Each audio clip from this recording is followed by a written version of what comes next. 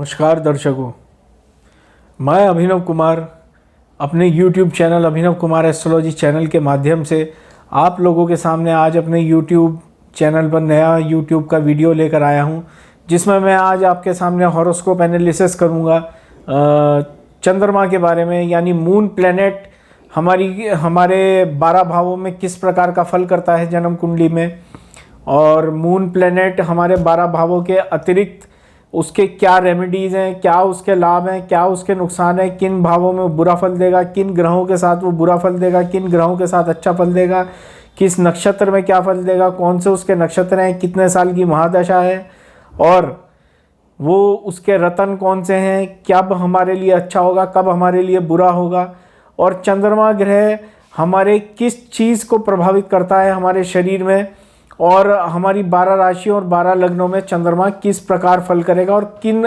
व्यक्तियों को चंद्रमा का रत्न मोती धारण करना चाहिए, चंद्रमा को ये मानना चाहिए कि उनकी जन्म कुंडली में चंद्रमा शुभ है या अशुभ है। तो आइए दर्शकों, चर्चा शुरू करते हैं इस पर। और सबसे पहले बात करते हैं कि चंद्रमा है क्या। दर्शकों, सूर्य ग्रहों का राजा है और वहीं चंद्रमा ग्रहों की रानी, यानी कि सूर्य अगर पिता है तो चंद्रमा माता है, सूर्य आग का गोला है तो चंद्रमा पानी है, चंद्रमा शीतलता है, चंद्रमा ठंडा है, चंद्रमा चांदी है। तो दर्शकों, चंद्रमा एक ऐसा ग्रह है जो सीधे आपके मन और मस्तिष्क पे प्रभाव डालता है। मन और मस्तिष्क का मालिक चंद्रमा। किसी भी व्यक्ति की कुंडली में यदि चंद्रमा दूषित होगा तो उसका मन में डिप्रेशन, टेंशन और शेजोफ्रेनिया या तरह तरह की मानसिक बीमारियां, मानसिक तनाव, मानसिक उत्पीड़न।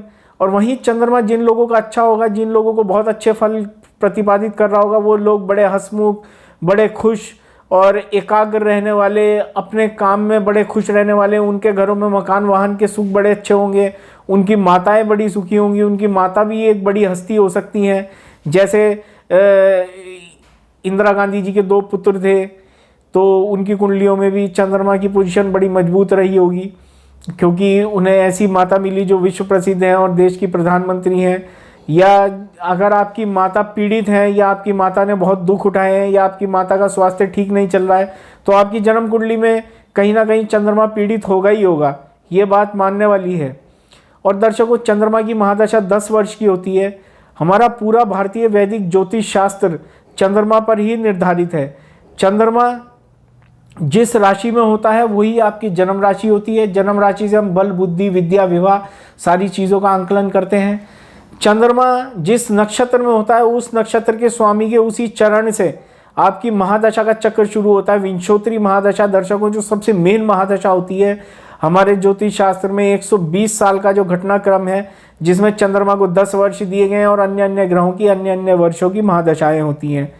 और चंद्रमा का मुख्य नक्षत्र हस्त है और बाकी चंद्रमा के 3 नक्षत्र हैं। चंद्रमा यदि बिगड़ जाएगा दर्शकों, तो आपके अपने ननिहाल पक्ष से भी संबंध खराब हो जाएंगे, आपने अपने मामा मौसियों से भी संबंध अच्छे नहीं रहेंगे। चंद्रमा को दर्शकों, अगर सूर्य के साथ चंद्रमा बैठेगा तो अमावस्या का योग बनाएगा। सूर्य चंद्रमा का अमावस्या का योग है, और क्योंकि सूर्य और चंद्रमा अपोजिट एलिमेंट हैं, सूर्य आग का कारक है और चंद्रमा पानी का कारक है, शीतलता है। तो अगर आग हावी होगी तो पानी भाप बन के उड़ जाएगा, पानी हावी होगी तो आग बुझ जाएगी। तो सूर्य चंद्रमा का इकट्ठे बैठना कभी भी अच्छा योग नहीं माना जाएगा दर्शकों। अब बात करते हैं बुध ग्रह की। चंद्रमा और बुध में शत्रुता है, हालांकि बुध चंद्रमा के ही पुत्र हैं, फिर भी चंद्रमा और बुध में शत्रुता है, तो ये योग भी अच्छा नहीं माना जाएगा। अब बात करते हैं चंद्र केतु। चंद्र केतु का, चंद्रमा का केतु के साथ बनता है ग्रहण दोष। इसका हमें उपाय करना जरूरी है। राहु और केतु के साथ भी जब भी चंद्रमा बैठेगा तो ग्रहण दोष बनेगा। इसका उपाय हम क्या कर सकते हैं दर्शकों, जब भी ग्रहण पड़ता है, सूर्य ग्रहण या चंद्र ग्रहण, तो हम खास तौर से चंद्र ग्रहण पर अपने वजन से 10वें हिस्से कोयले जल प्रवाह कर सकते हैं, जिससे हमें लाभ होगा। और उसके अलावा अगर चंद्रमा शनि के साथ बैठेगा तो विष दोष बनेगा। चंद्रमा बृहस्पति के साथ बैठेगा दर्शकों, ये बड़ा अच्छा सुंदर योग बनता है, यहाँ पे गज केसरी योग बनता है। पर ये गज केसरी योग अगर 10 नंबर या 8 नंबर में बनेगा, यानी 10 नंबर में मकर राशि में गुरु नीच के हैं तो वहाँ किसी काम का नहीं है, और अगर 8 नंबर में जहाँ चंद्रमा नीच के हैं वृश्चिक में, तो वहाँ भी किसी काम का नहीं है। तो दर्शकों, चंद्रमा, और अगर चंद्रमा बैठेगा राहु के साथ तो फिर ग्रहण दोष बनाएगा। चंद्रमा शुक्र के साथ बैठेगा तो आपके चरित्र पर कोई प्रश्न चिन्ह भी लगा सकता है कि आप अत्यधिक कामुक होंगे या अत्यधिक आपके अफेयर्स रहेंगे या इस तरीके से आपका स्वभाव रहेगा कि आप विपरीत लिंगियों के प्रति आकर्षित जल्दी होंगे। वहीं चंद्रमा अगर मंगल के साथ बैठेगा तो महालक्ष्मी योग बनाएगा। ये अच्छा पराक्रमी योग है। इसमें व्यक्ति अच्छा धन उपार्जन करता है, अच्छा धनी होता है, धनाढ्य परिवार में जन्म लेता है और अच्छे अच्छे प्रसाधन व्यंजन का भोग लुफ्त उठाता है और अच्छे अच्छे वस्त्र पहनता है। तो इस प्रकार से चंद्रमा नवग्रहों के साथ युति करेगा तो क्या फल प्रतिपादित करेगा, ये हमने जाना। अब बात करते हैं चंद्रमा यदि किसी का लगन में है दर्शकों, तो लगन का चंद्रमा व्यक्ति को भावुक, सेंटिमेंटल और बहुत इमोशनल, बहुत छोटी छोटी बातों पे हर्ट हो जाना, बहुत फील करना और इस तरीके का बनाएगा। वहीं चंद्रमा धन भाव में जाएगा दर्शकों, तो ये आपकी वाणी को कभी उतार चढ़ाव देगा। कभी तो आप बहुत अच्छा बोलेंगे, कभी आप थोड़ा सा गलत भी बोल सकते हैं, तो आपको अपनी वाणी पे नियंत्रण रखना होगा। वहीं आपके धन में भी उतार चढ़ाव रहेगा, कभी घटेगा कभी बढ़ेगा। दर्शकों चंद्रमा 15 दिन बढ़ता है, 15 दिन घटता है, उसी हिसाब से चंद्रमा फल करेगा धन भाव में। वहीं तीसरे भाव में चंद्रमा आपके भाई बहनों से प्रेम रखेगा और चौथे भाव में चंद्रमा आएगा तो यहाँ का कारक भी है, तो आपको अच्छे वाहन, अच्छे मकान के सुख देगा। वहीं पंचम भाव में चंद्रमा आएगा तो आपको शिक्षा अर्जन अच्छी कराएगा। वहीं शर्त यह है कि चंद्रमा दूषित ना हो, पाप प्रभाव में ना हो, तो अच्छी संतान, अच्छा प्रभाव आपको देगा। वहीं चंद्रमा अगर दूषित हुआ, पाप प्रभाव में हुआ, तो ये चंद्रमा आपके मन को चलायमान कर देगा, चंचल कर देगा, आपकी एकाग्रता भंग कर देगा, जिससे आप पढ़ाई में काम नहीं कर पाएंगे। वहीं चंद्रमा यदि छठे भाव में होगा दर्शकों, तो पीठ पीछे शत्रु आपको हानि पहुंचा सकते हैं, रोग ऋण रिपु दे सकता है। चंद्रमा छठे भाव में कभी अच्छा नहीं माना जाता। वहीं चंद्रमा सप्तम भाव में होगा दर्शकों, तो ऐसा चंद्रमा अच्छे जीवन साथी की बात करता है। चंद्रमा में 16 कलाएं होती हैं। चंद्रमा सुंदरता का कारक ग्रह, बोलते हैं ना ईद का चांद दिख गया, या ईद मनाते हैं चांद देखकर। और दर्शकों हमारे यहाँ करवा चौथ भी चांद देखकर ही मनाते हैं। तो इसी तरह से चंद्रमा को खूबसूरती का ग्रह भी माना गया है। तो यहाँ पे अच्छा खूबसूरत जीवन साथी आपको प्राप्त होगा। वहीं अष्टम भाव में चंद्रमा दर्शकों मानसिक प्रताड़ना या मानसिक दोष देगा, मानसिक बीमारियाँ देगा, या आपको किसी प्रकार की हेजिटेशन होगी अपनी बात को व्यक्त करने में। वहीं चंद्रमा नवम भाव में होगा दर्शकों, तो ये अच्छी पोजीशन है चंद्रमा के लिए। यहाँ पे अगर चंद्रमा शुक्र की राशियों में या अपनी उच्च राशियों में हुआ तो बड़ा अच्छा फल करेगा दर्शकों। वहीं चंद्रमा दर्शकों अगर यदि दशम भाव में है तो देखना पड़ेगा, आपके कर्म में उतार चढ़ाव देगा, एक से ज़्यादा व्यवसाय दे सकता है आपको। और चंद्रमा के काम क्या है दर्शकों, जो लोग चांदी का बिजनेस करते हैं, जो लोग लिक्विडिटी का काम करते हैं, जो लोग शेयर मार्केट का काम करते हैं, ये सब चंद्रमा के ही हैं दर्शकों। जो अब चंद्रमा यदि आपका 11वें भाव में गया है तो 11वें भाव का चंद्रमा भी आपको अच्छा फल करेगा, अगर बशर्ते है अगर अच्छी राशियों में है तो आपके बड़े भाइयों से संबंध अच्छे रहेंगे। वहीं दर्शकों 12वें भाव में चंद्रमा गया, ये फिर चंद्रमा की पोजीशन अच्छी नहीं है।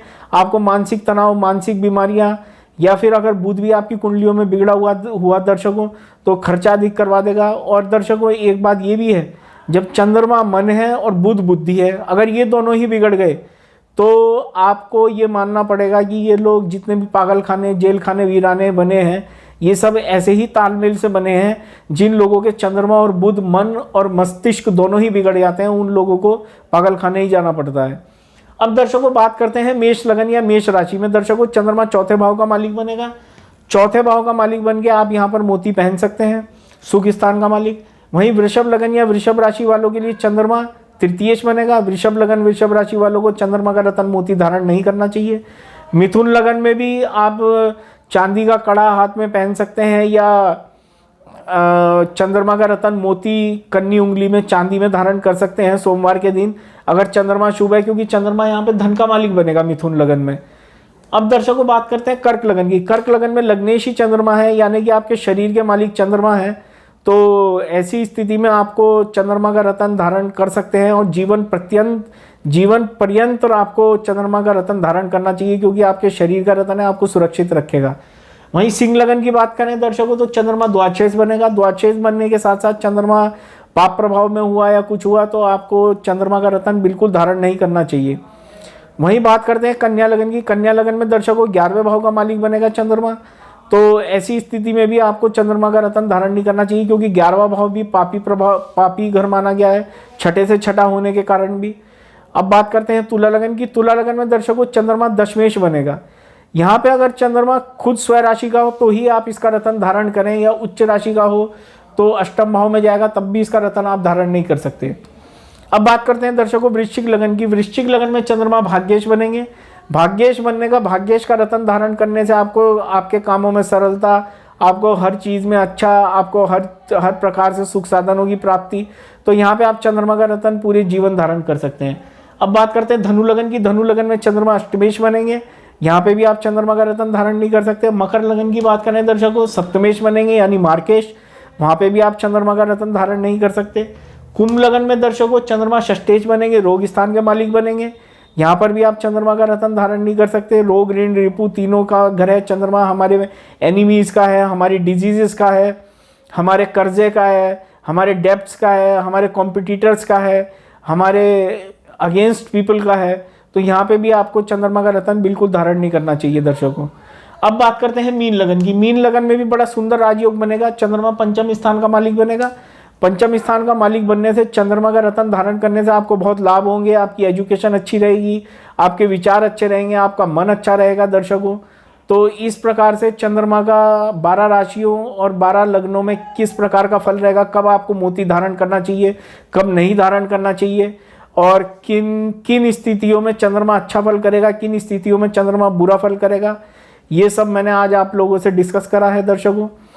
और दर्शकों राहु केतु के साथ यदि चंद्रमा हो तो आपको सोमवार के दिन आप चावल या दही का दान कर सकते हैं। मंदिर में चावल का दान कर सकते हैं, किसी देवालय में या किसी कुष्ठ आश्रम में भी दे सकते हैं, जिससे आप चंद्रमा के दुष्प्रभावों को कम कर सकें।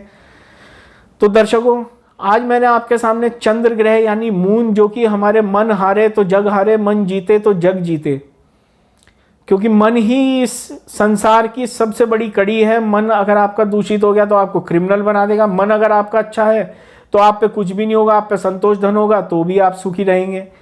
तो यानी कि दर्शकों मन की इतनी बड़ी महत्वता हमारे ज्योतिष शास्त्र में दी गई है।